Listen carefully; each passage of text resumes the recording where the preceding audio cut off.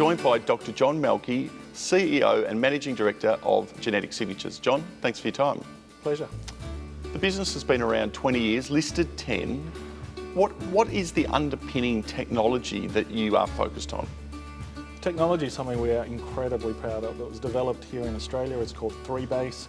It's a method that we invented to allow better and more accurate detection of infectious diseases. Why infectious diseases? Because they're one of the world's leading killers, but ultimately the deaths are preventable.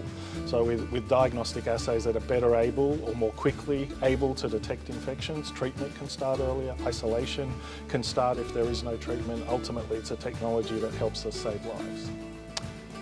As I said, an established business with much success. What have been some of the highlights? Oh, the highlights have been bringing that technology to the market in a way that is clinically accessible. There's been so many technologies that just sound amazing, but you're not able to reduce them into practice. So we worked long and hard to make sure that our method could slot straight into a testing laboratory, clinical testing laboratory, and work directly on patient samples. So that in itself was just a tremendous highlight, just to show that our tech is not only super cool technology, but able to be used every single day on patient samples that come through the door. I'm also very proud of how quickly we pivoted during COVID. As you said, we're an established company. Our strength is looking for multiple pathogens in the one patient sample. And then COVID turned up, but we were able to very quickly pivot and develop a test that could detect SARS-CoV-2 and very quickly get TGA approval and CE-IVD clearance to market those tests. And that was great for the company. We did very well out of COVID, but we were able to leverage that opportunity to enter labs into new territories, in particular Europe, the UK. So we still have those customers now, and we're just transitioning them to use more of our, what we call our multiplex or syndromic screen.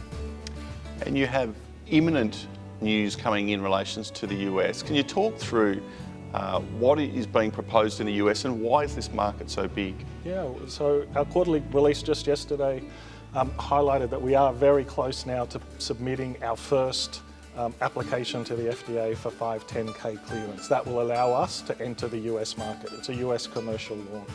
The product is a test for gastrointestinal parasites.